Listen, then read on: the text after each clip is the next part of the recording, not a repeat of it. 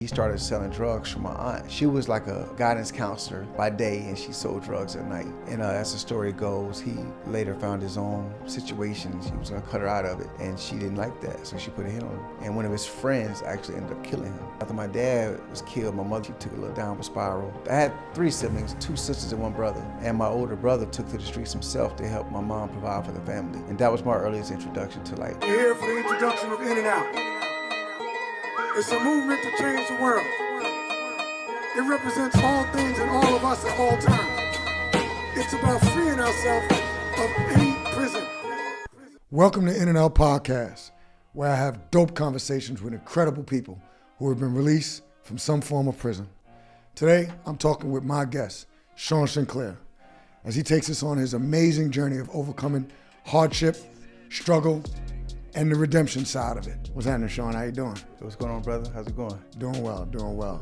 I want to thank you for coming on and talking with us today because, I know you're busy. I know you're doing a lot of things. You wear a lot of different hats. And and some of those hats, as a matter of fact, I'll be remiss if I didn't bring those up. So I know you're a writer, author, publisher, producer, director, father. You've done over 18 novels. Ghostwritten at least 6. Yes. You own your own publishing company. You've written movies. You've directed at least 4, and you've produced at least 4. I'm sure I'll probably let some things out, but I want to give you a chance to just, tell us, who are you? I'm Shaun Sinclair. Father is the most important role that's the most important hat I wear, by the way. But I'm Shaun Sinclair. I'm from a town called Atlantic Beach, South Carolina, and it's most known for Black Bike Week, but in my day, it's called the Black Pearl. It's one of the only historically black towns in America. That was Roswell, Florida, on the East Coast anyway. Say that one more time. It's one of the... Yeah, it's one of the only historically black towns on the East Coast. Rosewood, Florida is the other one. Rosewood, okay. They had a movie on Rosewood. Yes, I'm gonna do one for Atlantic Beach eventually, inshallah. So the reason why I even took the time to express that is because it would give you a little more, when we go later into detail of my story, it'll give you a little bit more context of who I am and why I am the way that I am. Because Atlantic Beach it's literally its own town. We had black mayor, had a black police force, we had black business owners. Everything was black owned. And it became known because back in the day, during segregation, in American segregation, Atlantic Beach is right beside Myrtle Beach. And historically speaking, black people weren't allowed to go into the ocean at Myrtle Beach. So a group of doctors, attorneys, and business owners got together and bought that piece of land, which later became known as Atlantic Beach, but it's called the Black Pearl back then. And that became the go-to place for blacks all over the South to come and go to the beach. We had like a pavilion, restaurants, hotels, everything. And that history shaped some of who I am. And what years are we talking about? 50s. Okay, what is it now? It's called Atlantic Beach now, and it's a shell of what it used to be. Like so many neighborhoods in America, the crack epidemic decimated my neighborhood.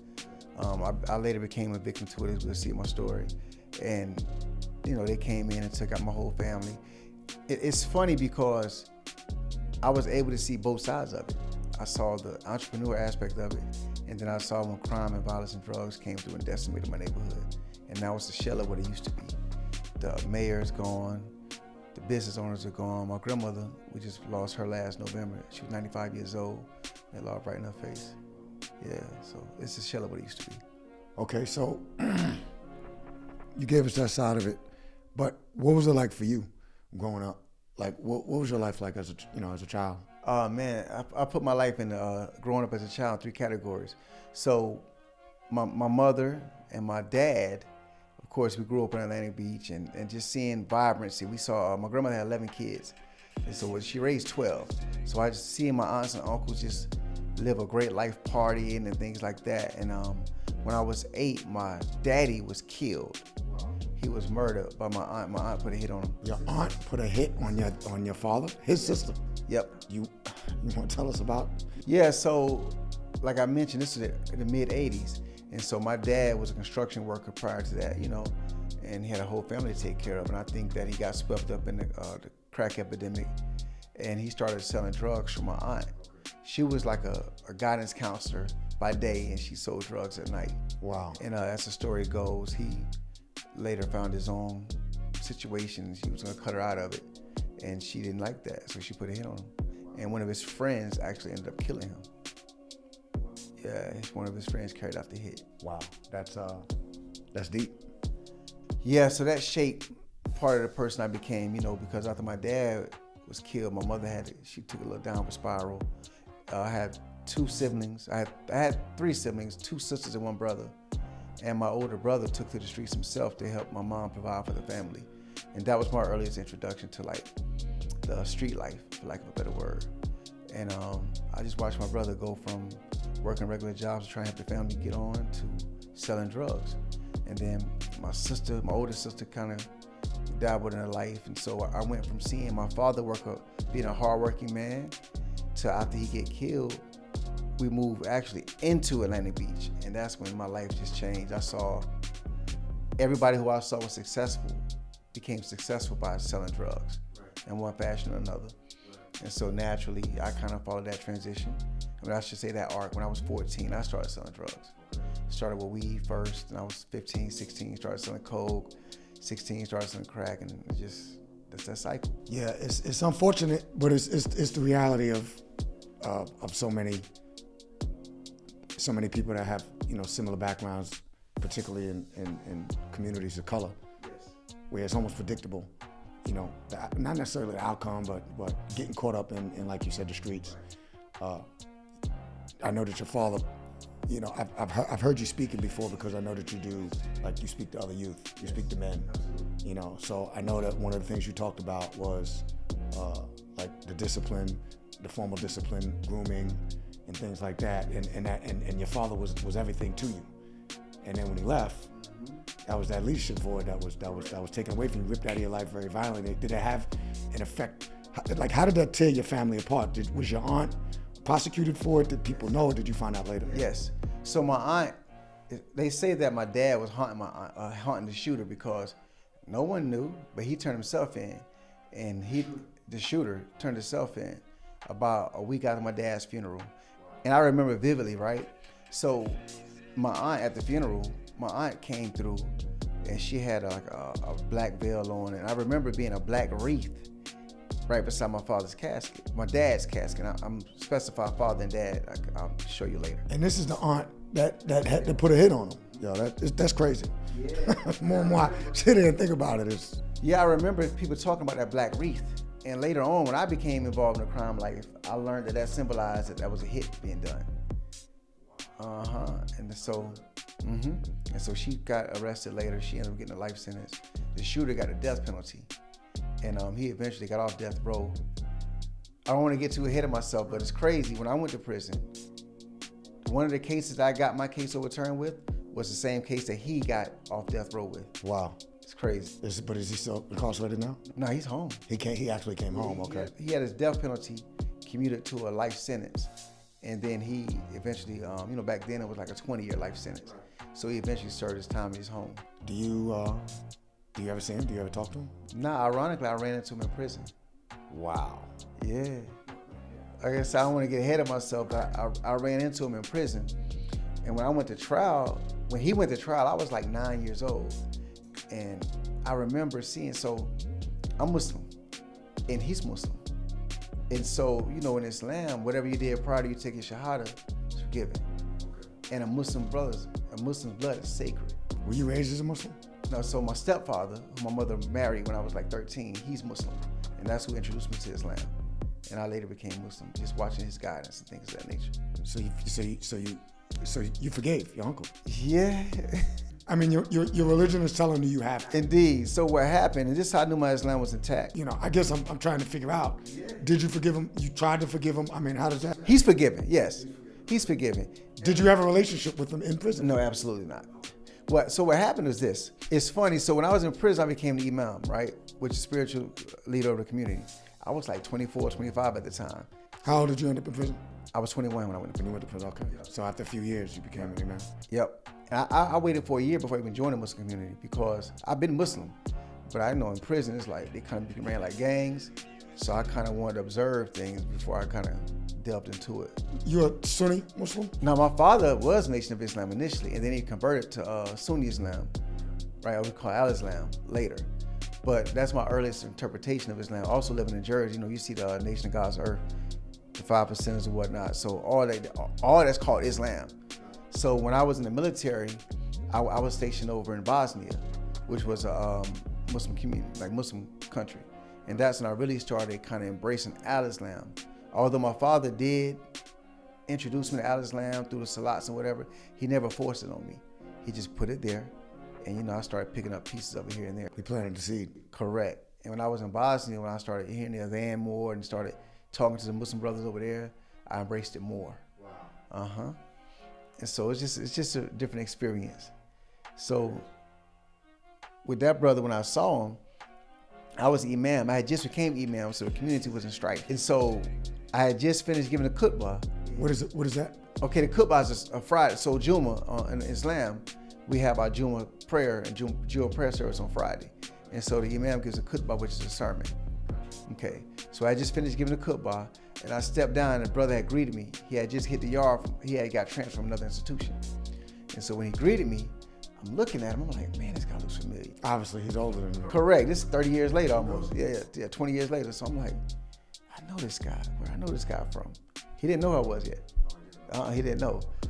So I'm like, man, and in prison, you wear name tags. But for Jummah, you don't, because you're not supposed to have the photos and things like that. So we don't wear the name tags. So I'm looking at him, I'm like, where do I know this brother from?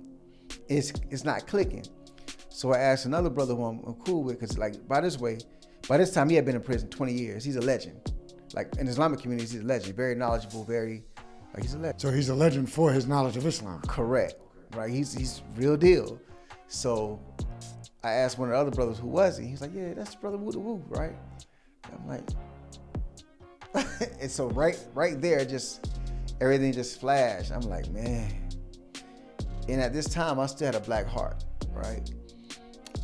The streets had corrupted me to the point where I had a black heart. To do the things that you have to do to survive in the streets, your heart is a veil. As Allah SWT said in the Quran, there's a veil upon your hearts, right? And I had that veil at that time. But I would just add to it from my own thoughts. I don't have any experience with this, and I don't know. I would probably have a black heart. And I've been in the streets too. Obviously, I did federal time too. Right. But I think most people could understand having a black heart, whether they were in the streets or not, if somebody murdered their father or a loved one. Mm-hmm. And so I battled. All that night I battled. And the other side went out, right? And it was a Friday. My mother had never came to see me yet, because at the time, my mom was living in Jersey when I got incarcerated. I did my time in South Carolina. And so I got a visit at mind you, this is a Friday. I got a visit 7 o'clock. It was my mom. It's my first time seeing her through my whole incarceration. And mother knows best. She's like, look, what's going on? And I'm blind, right? Long story short, I don't know if he heard my name being called or someone told him I was asking about him or what, but he ended up getting shipped that same night because we weren't supposed to be on the yard. So I'm presuming that he found out who I was, and either saving me or him, he got shipped out. Okay, so you didn't have to spend years locked up with the... Correct. When it was had to go. Yeah, when it was, I had to go. That's deep. Okay, so have you seen him since then? Absolutely not. Okay, so that's just you seen him and y'all haven't crossed paths again. All right, Nah, I haven't. He's forgiven. He's forgiven. What about your aunt? Is she alive? She's alive. She's home. She's home too? Wow. I haven't seen either one of them, but haven't seen either one of them. Yeah, they're forgiven. No, listen, it takes a tremendous human being to forgive. Yeah, because here's the thing. When you go through life, there are certain things I've done, and if I can be forgiven, why can't they be forgiven? You know what I'm saying? You can't be a hypocrite. I've done a lot of things in my life, and so if I want to be forgiven for those things, then I have to be able to extend the same grace to someone else. Right. So I'm, in full transparency, I'm not a Muslim.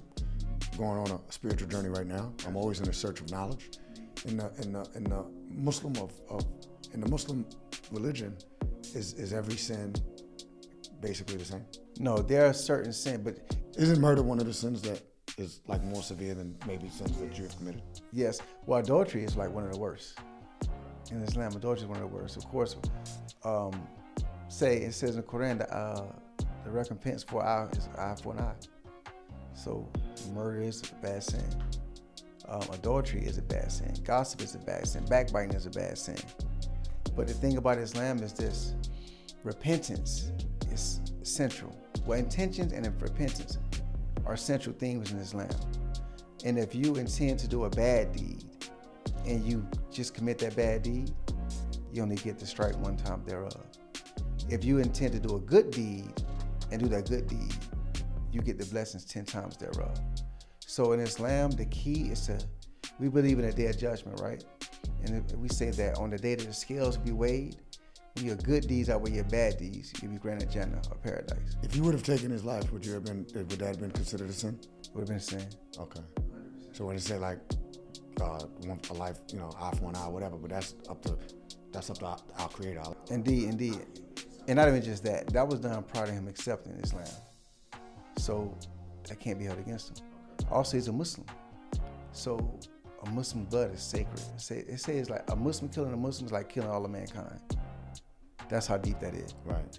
And listen, I could go a million different directions with this. I'm not, but I would like to, whether it's on another, because I understand that Christians, maybe they have similar beliefs that you're not supposed to take a life, but we do see Muslims killing each other in war.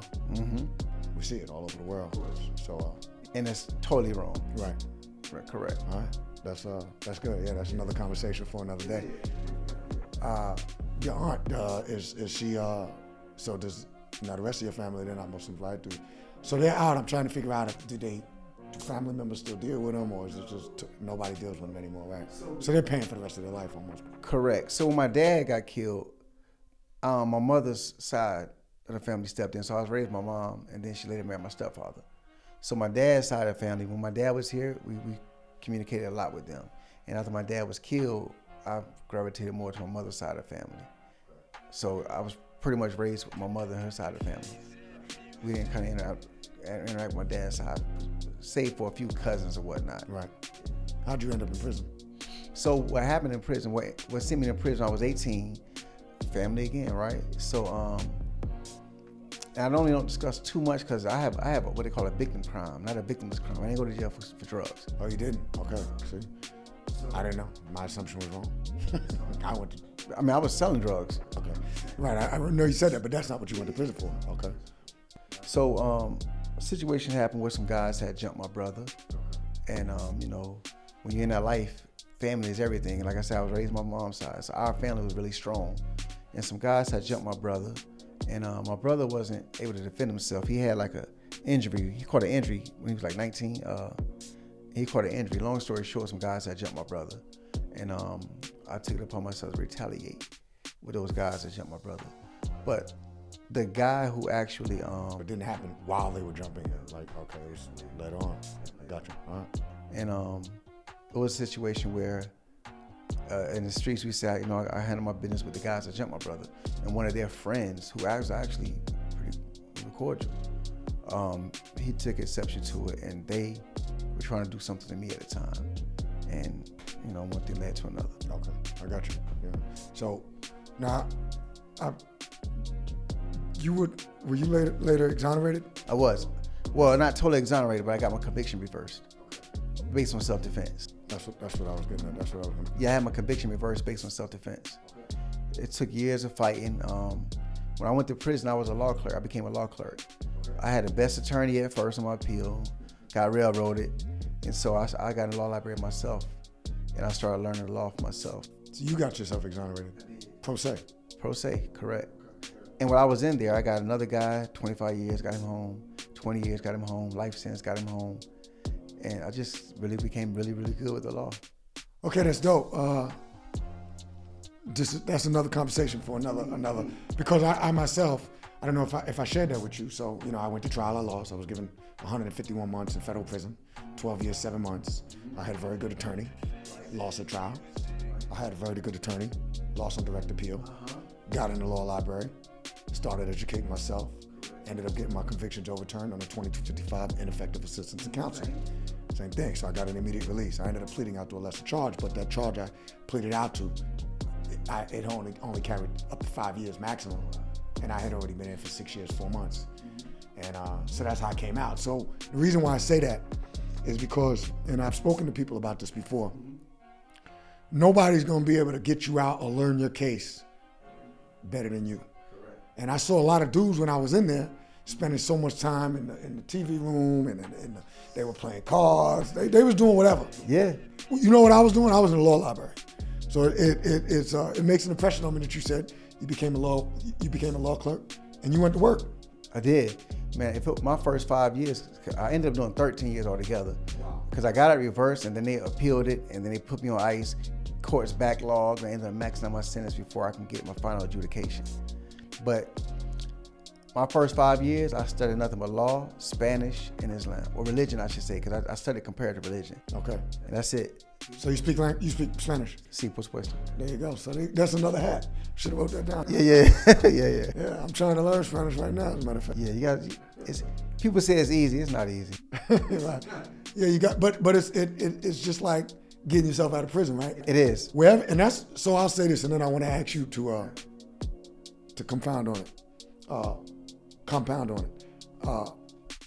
One of the things that I learned about being in prison is I was the most focused that I had ever been in my life when I was in prison, with my health and with my mental, when I getting myself out, the mental ability. And so what I learned is, and the reason is because I wanted to get out of prison and get back to my family as much as I wanted to breathe. Yes, absolutely. So it became an obsession. And people would be like, they used to call me Obama. They'd be like, oh, yo, Obama, you still going to that law library? How long are you going to stay in there for? I remember a friend of mine, and he had this little laugh. I never forget it. And he always laugh when he see me coming from the law library, going to the law library, because I went every single day. So I tell him, listen, G, I'm going to be in the law library until I either do all my time or until I get home. So I got home. So the lesson is, wherever we put our focus to, in anything, you're going to exceed, you're going to excel. If you put your focus to it, you got to focus like a laser, and some of those things carried over for me. And as a matter of fact, one of the reasons why I'm rocking with the Muslims right now, and one of the reasons why I'm doing Ramadan is because my son was doing it for several years. Right. And it impressed me that he was able to focus every year. He's not a Muslim either, but every year he would just cut it off and do Ramadan. Yes. and be completely focused. So I said, you know what? I'm gonna do it as I go along this spiritual journey, but at the same time, I call it a focus fast. I wanted to get back focused because I know, one thing I know, if I get that focus like I had when I was in prison, that got myself out of prison, then I could accomplish anything I want. It's all about focus. So I want to ask you, what's your perspective on that? Focus and some of the things that you learned, like you said, when you was incarcerated. It's funny. I tell my brothers, the same things that help you survive and thrive in prison were things that would make you, I was probably get blasphemous, but like a God out here, I'm telling you, because you have to get obsessive. If you want to be successful, you have to become obsessed with it. And in prison, because make no mistake about it, in prison there's everything we have out here. There's drugs, there's alcohol, there's women, because where I was at, the majority of the staff were women. It's like 75% of the staff were women, right? Real women, not, it's women. So everything that's in prison is a microcosm of the macrocosm that is the world, right? So anything you want is still there. So you have to focus. And the same things that made me thrive in prison, and I say thrive because I became alive in prison. I became a man in prison. I was 21 when I went to prison. I was 34 when I came home. So I remember vividly. A lot of people grow up in prison, especially young men and out. Indeed. And so I remember I had great mentors too. Like, it's just prison. The military prepared me for prison, and prison prepared me for life, without a shadow of a doubt. Wow. The discipline I learned that in prison, because you have to be disciplined because you never know if you're getting home. I saw guys, my first 5 years, I saw guys get stabbed like almost every day. I saw blood, like helicoptered out of there 3 times a week, like serious stab wounds. I saw violence. Man, you wouldn't believe the thing. I mean, you wouldn't believe the thing I saw in prison. You got to become a savage. You got to become an animal almost. you got to be ready for anything. Not that you have to become an animal, but in certain circumstances, situations that they put us in, you have to do what you got to do. You got to be ready to do anything at any moment. 100%. I have a documentary that I did called Behind the Pen based on my life. Wow. And I stated that in order to survive in a savage world, you have to become a savage. And so, 100%. So to survive those things, you have to have focus. You have to have discipline. You have to have vision, number one, because, man, prison, if you see the same monotonous thing every day, and you see guys who were supposed to go home in January and in December they get killed, you learn every day could be your last day. So you got to stay focused. You got to stay disciplined. You got to stay vision. All those things are what help you thrive out here, because there's so many distractions out here, so many. So you got to I call it bid mode. Like during Ramadan, that's bid mode for me. That's what I'm in right now. Yeah, bid mode. Like I don't, none of that. Hey, you want to go out? Nope, I'm good. Want to get something to eat? Nope, I'm good. I'm focused. And every Ramadan I get back on point. Yeah, that's dope. And my intention, Shaun, is to carry this over, even when Ramadan is finished. Of course. Because I really appreciate the focus. And like you said, when you get back into bid mode, and since I've been home, and I've been home a while, you go through different periods where I might be in bid mode, and then you allow yourself, you slip up. It's like when you're in the gym, and you get to like where you lose some weight and you're in shape, and then you start slacking again. You start eating a little stuff, and then before you know it, you're like, damn, I'm right back to, I didn't put more weight on. So one of the things that I realized, so when you come home from prison, a lot of people say, like, when someone comes home, it's almost like they have a glow.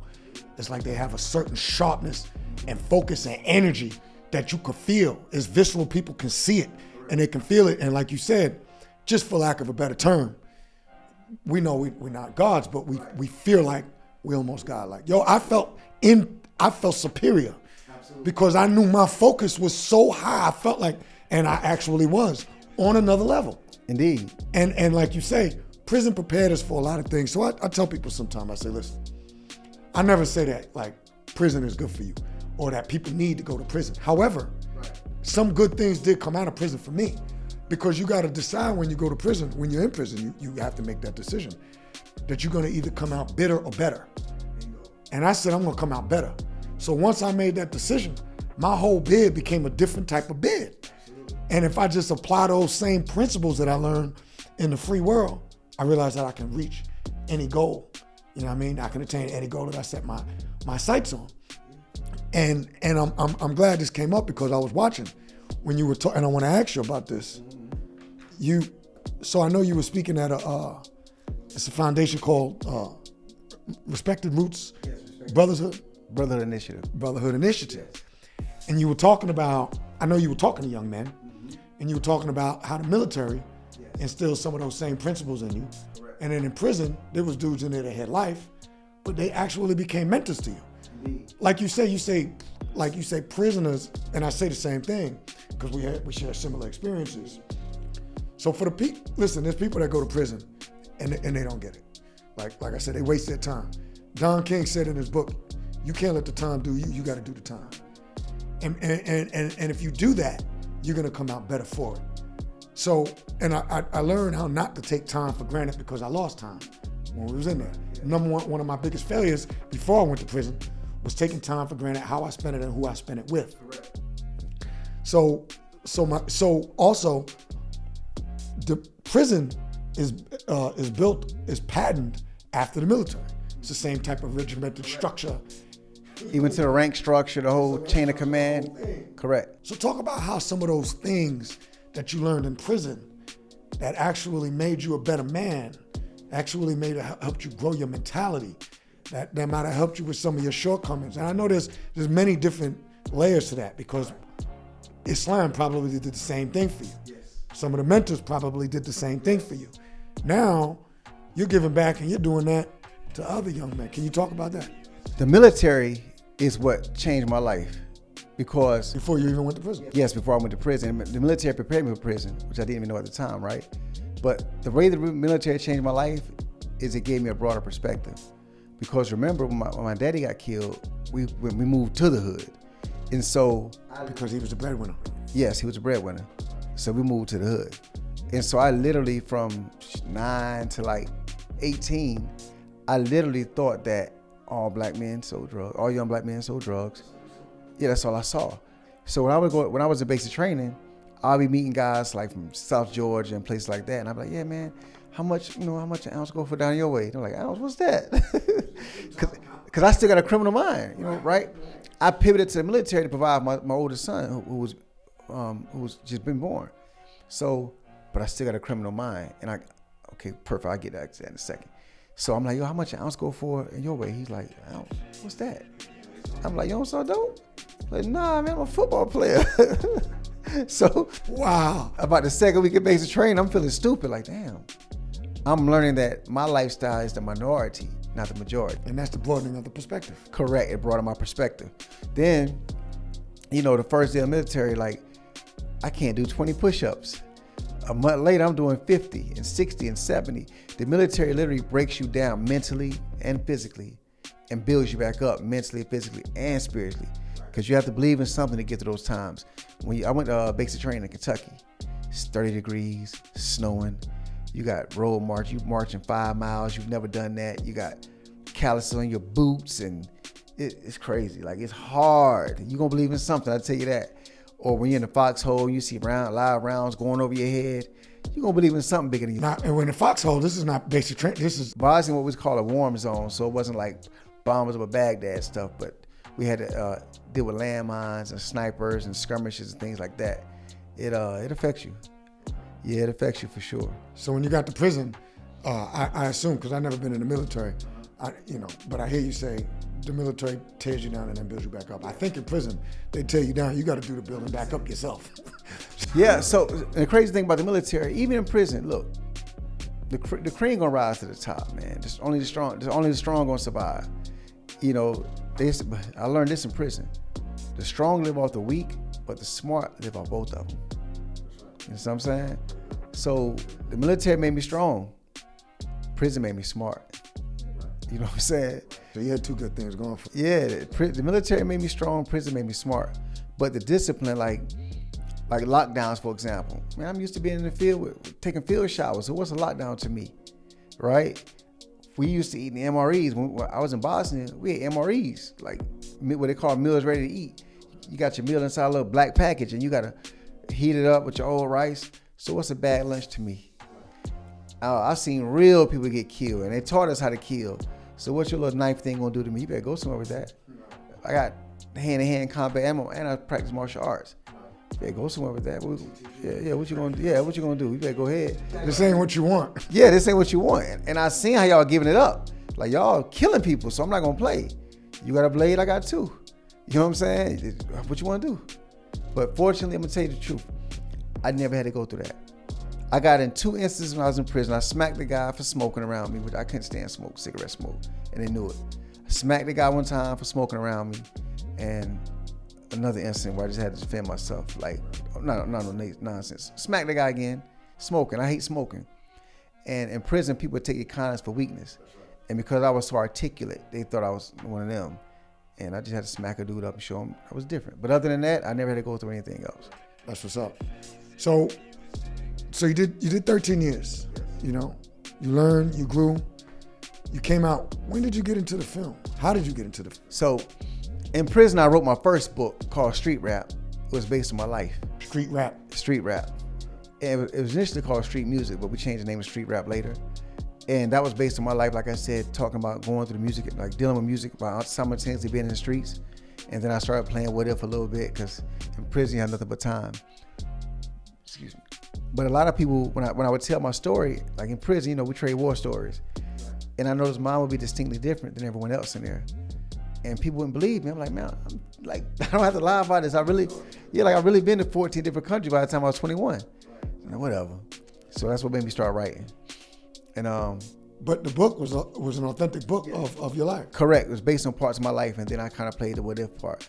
But so by the time I came home, I had 10 books written already. Wow.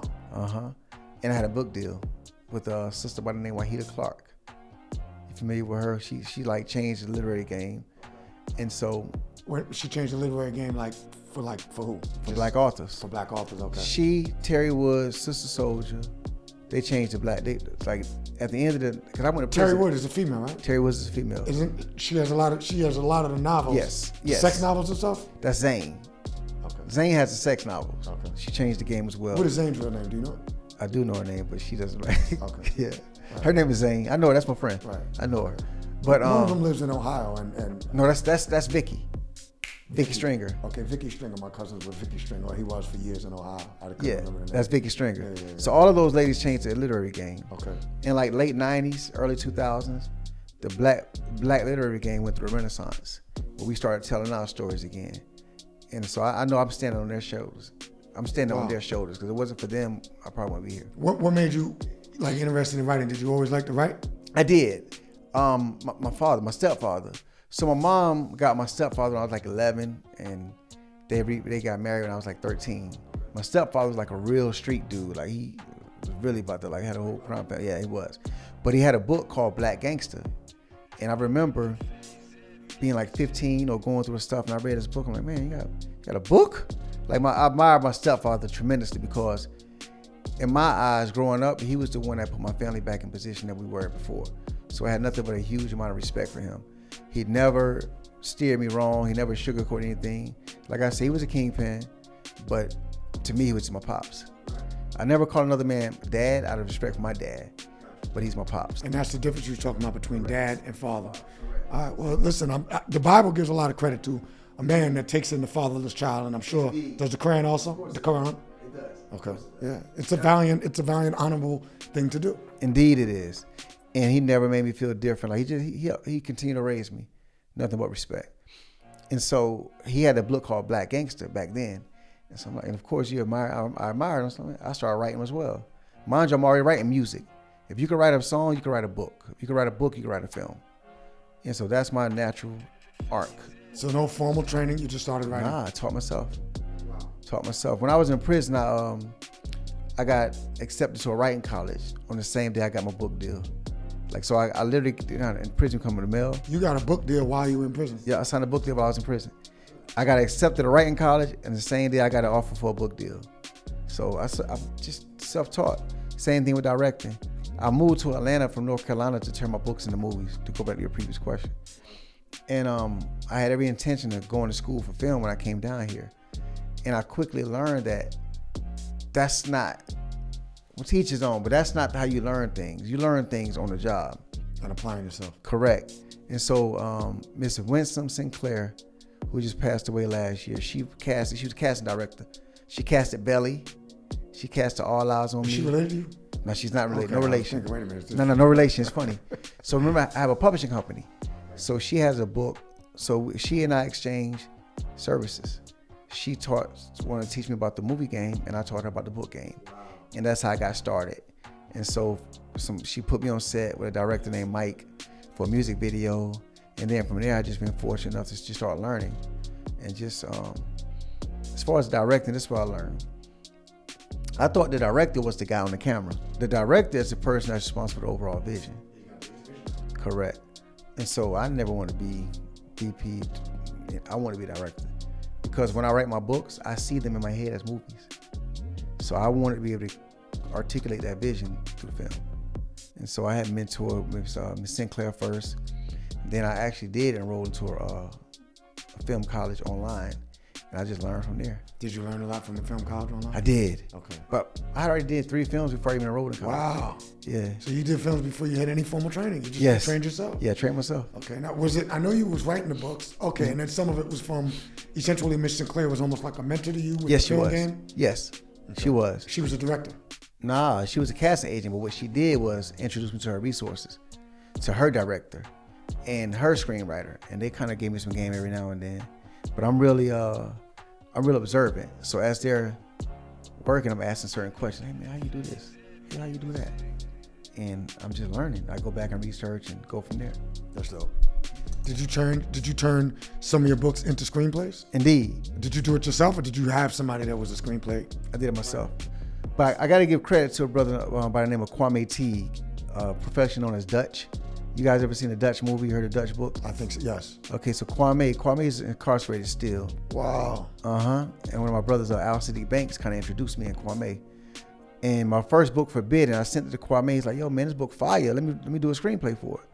And so he did a script for Forbidden, and he and I talked on the phone, and he literally showed me what to do on how to format my scripts and everything, like literally. From prison? From prison. Another prison connection, yep. Yeah. And that was that's my first one. And then from there, I just started learning. And, you know, that's another thing I want to go back to, just because I think I kind of passed it. You mentioned earlier that prison is a microcosm of the macro. And, you know, really one of the reasons why I love being able to sit here with people like yourself and have you share your story, because you're an incredible individual. You know, people can get paid by the hour, but as the legendary Les Brown said, for real, as the legendary Les Brown said, you're not getting paid for the hour. You're getting paid for the value that you bring to that hour. So I really appreciate you, because you're bringing a tremendous amount of value, not only just to me, but more so to all of the listeners out there that's going to hear your words. So I say that to say this. People have in their mind, the general public, and because of the propaganda and, you know, the way that, you know, whoever, the powers that be push it, is that everybody that's in prison is a monster or deserves to be there, or is incompetent, or is dumb, or is black, bad person, whatever it is. They have it in their genes. They're predisposed to criminal, you know, to criminal acts and all of that. And it's all nonsense. When you go there, you find out, yes, there are bad people that are in prison that deserve to be locked up. That's a fact. You have people that hurt children. You have people that kill people. You have people that deserve to be there. But at the same time, you have every other type of person also. Correct. You know, you have, you know, when I was in there, I was seeing people that I was like, wow, that guy could be my father. And my father's never done a crime in his life, never been arrested. I don't even know if he's ever gotten a speeding ticket before. Right. So to that point, you all of the same type of people that you have in prison, you have those type of people in the free world. And I wanted to be able to, as we're doing, to show people by sharing their stories that, yo, the people that's on this podcast are regular people, and they can represent any one of us in the entire world. And you know, so that's dope. I think in prison, what I learned is that there's two types of people in prison, right? Well, maybe three, but I'm gonna say two. Those who have a criminal mind and those who are a victim of circumstance. Like, for example, you have the guy who was drunk driving, leaving his company party one night, hit a kid, get 10 years, right? He's wrong, but we've all drank, right? Well, I'm not drinking, but I'm saying we've all drank. Then you have the guy who ran a criminal enterprise. These are two different mindsets. You see what I'm saying? I was in prison with a guy who killed his wife. Rage, you know, he came home and she was in bed with his friend, killed her. You know, I don't advocate any of that, but I can understand it. You know what I'm saying? Like, you don't know what will happen in a fit of rage if something like that actually happened to you. And here's the thing, you would never know it. You would never know the difference between, I'll tell you, I met some of the smartest people I've ever seen in prison. My bro, he's my brother to this day. He was my cellie, right? He was like, he ran restaurants, and he helped a guy get a job at the restaurant. He was dating a guy's sister, and her brother needed a job. He helped the guy get a job, and the guy robbed the restaurant, implicated him, had a life sentence. So it's stories like that that makes me not want to throw everybody to the wolves. By the same token, there are some dudes, if I see them on the side of the street, right? Yeah, they deserve is a strong word, because I have no heaven and hell to take anybody to. But some people, they're in the right place. Yeah, no question. I believe that. I believe that. Now, was there a third type? Yeah, I think the middle. I think, yeah, the middle. You know, balance. Life is about balance. I think there's a person who, like, take myself for example. Yeah, take myself for example. It could be a little bit of both. Yeah, by the time I went to prison, I had totally reformed my life. Like, literally, by the time I went to prison, I had totally reformed my life, because I knew that how I lived was wrong. Not just the thing that took me to prison, but just in general, I literally was in the streets, doing everything you can imagine in the streets besides rob and snitch, right? So I knew I had to reform myself. The military helped me do that. And so I was already like totally a different person by the time I went to prison. But you cannot run your past. So by the time I got to prison, even, man, listen, the warden was like, man, you don't deserve to be here. Like, what you doing in here? Like, you're not for this. The warden would tell me this. He was like, yo, what you like, Sinclair? Come ahead, Sinclair, you good. Like, man, you don't, like, what are you doing here? You're not one of these guys. So you know, there was a time I was one of those guys, though. So I think the third person is the one that's kind of in the middle. Gotcha. Yeah. All right, that's what's up. I want to ask you about one of your favorite films that you've done. Favorite film I've done? One of your favorite films, Sex Mogul. It is Sex Mogul. Yeah, Sex Mogul. Why? So tell me about that. What is the genesis of that, and why is that one of your favorite films? Okay, so Sex Mogul is my favorite film because I wrote, produced, and directed it. Okay. And I knew what I was doing by that time. Like, I knew how to write a script now. I knew how to direct. The film prior to that was called The Setup. And that's my first film I did. It's called The Setup. And, you know, it was a good film. It's still on Tubi right now, by the way. It's a good film. But I didn't know what I was doing at the time, so I had a lot of help. But I went back, did the work, studied, researched, did everything I needed to do, and chose the right team for Sex Mogul. And it's based on one of my books. And so Sex Mogul is pretty much about a unique fans model that goes in a run with a hustler and teaches him a new way how to make money. When did you do this one? I did this one last year. It dropped last year. Okay. So tell me. So it's what is it called again? It's called Sex Mogul. No. It's based on the girl that's doing it. What is it? OnlyFans? OnlyFans, yes, OnlyFans, but we call it Unique Fans because, you know. She changed the name. Okay, but it's the same concept. Correct, same concept. And so what I want to do with that, so, all right, when you're in prison, right, you see all the, you see like the girly magazines and things like that, the porn stars. And when I was in there, I ain't indulged, but I would tell you if I did, but I didn't, I'm aware. So there was one called, there's a porn star, a real famous porn star. And so I would hear guys talk about this porn star because, you know, we had the girly magazines in there and whatnot. And so you hear guys talk about, oh man, she's this, she this, she that. But then a rec yard. In a negative manner. They're talking about her. Yeah, first they talk about how much they love her. Like you go inside, you see guys with her picture on their walls and things like that. But when you go in the rec field and you probably they talking junk about strippers. Oh man, I wouldn't wife that. Or like, bro, make it make sense. You're saying you won't wife her, but you literally idolize this porn star. Right, you bringing her to the shower with you, the bathroom, the stall. Yeah. You underneath the covers and everything. Correct. Lights go out, Joker, what you talking about? So I thought that was hypocrisy. So I believe in love wholeheartedly. So what I wanted to do with Sex Mogul, I wanted to juxtapose her lifestyle, the life of a sex worker, with the hustler's mindset and show the hypocrisy of it, number one, but also show that love conquers all. And that's what I wanted to do with that story. And I think we did that. That's dope. And is there any particular thing that made you have, like, where you just wanted to kind of defend, like, women or strippers and their lifestyle? Yeah, man, because I've dated every kind of woman there is.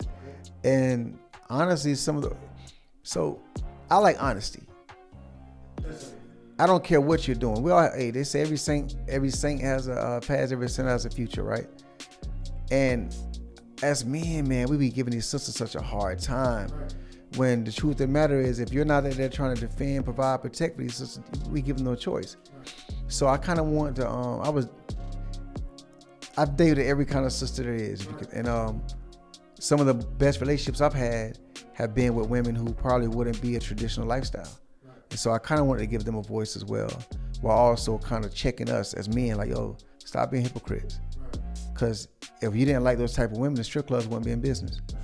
You see what I'm saying? So I want to I like to put the medicine. My entertainment style is put medicine inside the candy, or edutain. I like to educate and entertain at the same time. Yeah, so when you're teaching a lesson, you can't just give it to our people because they're going to reject it. You got to give it in a way that's palatable to them. So dope boys, strippers, clubs, that's what we relate to. And then I like to put a message inside of that. Yeah, I had in my notes, so yeah, that's right. So you said you was like, in your creative space, you like telling stories in the era that we are living in. I respect that, because what you're doing is like the edutainment. Correct. If you really want to reach, so wait a minute, I know I'm gonna mess this up. I know I'm gonna get it wrong. But from what I understand, and it's been told to me, and I just heard it, and I wanted to, it's a good lesson. And it came from Nelson Mandela. And he said, if you can speak to someone where they can understand you, then you can communicate. But if you can speak to someone in their language, then you can reach their soul. Ooh, it's deep. So it's exactly what you're talking about, just said, in another way. And now we find out, this has been said a few different times. I spoke to one of the best defense attorneys I think that I've ever known. His name is Stephen Sadar. And I asked him, this is before I was going to trial. And I was like, so I talked to him. He's represented some friends of mine or what have you. He didn't represent me. But I was going to trial in West Virginia, and I said, Stephen, I said, do you think, somebody can win in a West Virginia, a black person, to an all-white jury? And he said, Eric, any jury can be spoken to. You just have to be able to speak their language. And so what you're doing is dope, because you're able to reach people, because you make like the whole edutainment thing. Like you giving it to them as something that they can relate to, but then also you putting a twist in it. So I applaud you for that, and I salute you. I appreciate it. I'm gonna tell you what taught me that lesson, right? When I was in prison, I used to teach. And I remember I was teaching my heart. I used to teach language arts, political science. And I had a student, when I would be teaching, he'd be sitting there just ignoring me. I'm like, Pete. I'm like, I ain't want to say his name, but it's all good. I was like, Pete, like, dude, you being disrespectful. I'm up here teaching my heart out. He's like, man, I can't read, right? So a few days later, I'm teaching my heart out again. And Pete is reading what I'm teaching. He's reading a book. I'm like, bro, you told me you can't read. Like, you told me you can't. So what you doing? What you reading? He said, man, I can't read that. I can read this because I understand it. He held the book up. It was a book called True to the Game by Terry Woods. And so that taught me verbiage. You can speak to people, but it's got to be in a way they understand it. Like I speak Spanish, read some Arabic, of course English, but none of that matters if who I'm trying to reach, if I can't speak in their language. You see what I'm saying? So that's why I write, and always. Yeah, you're trying to help people, you got to come to people where they at. Yeah, I'm trying to help my community. I'm trying to show my community there's a way out. If I'm speaking the King's English and they're speaking Ebonics, there's a disconnect. So you gotta speak in the language that they understand. That's right. I respect that. That's dope. And listen, like I said, the amount of value that you bring, that you brought to this conversation. Listen, I certainly appreciate you. I'm sure that the listeners are gonna appreciate you, because it's a tremendous amount of value. And I know you got a lot more to your story. I'd love for us to maybe sit down again and maybe get into Islam, maybe get into. I know you can do a masterclass on filmmaking, and on being an author. And I want to personally be able to pick your brain on some of those things, because those are interests that I have. The documentary side of it, the author side of it, doing a book and everything. So I know we can do some of that. At least I hope we can offset. But I definitely invite you to come back where we can do a part 2, where we can maybe get into like the technical side of people that might be interested in that. And so I want to thank you again. I'll give you your flowers while you're still here. You're a dope brother. And I want to give you an opportunity to tell people what you might have coming out. Some of the projects that you might be working on, where people can find you, and maybe even let someone know that might be going through something, somebody that might have been through something, give them some words of encouragement and words of advice.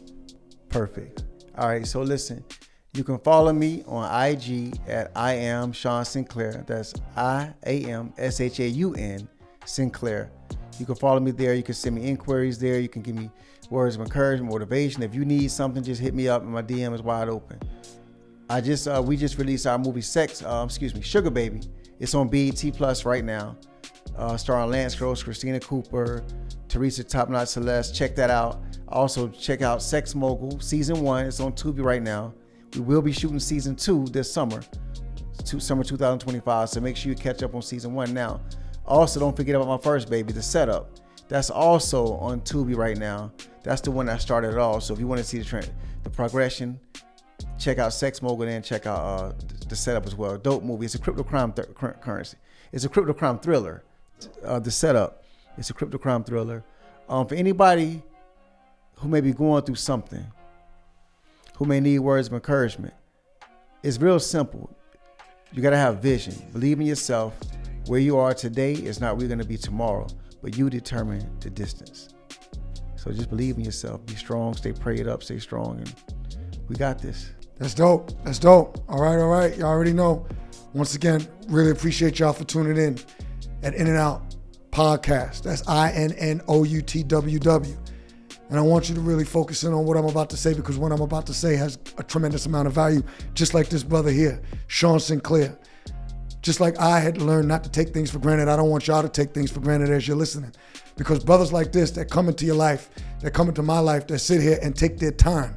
It takes a special type of person that's going to take time out of their busy day, because so many of us are busy every day. So when someone takes time out, this brother's not getting paid for it. This brother could get paid a tremendous amount.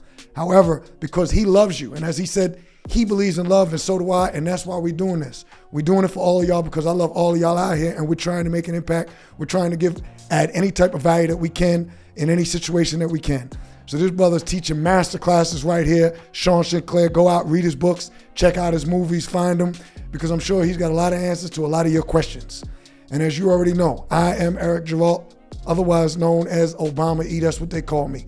But you can check me out at INNOUTWW on all forms of social media. And when you're there, make sure that you like, comment, follow back, and share with a friend. We appreciate you for checking in. Continue to check in, and now we're out. Peace.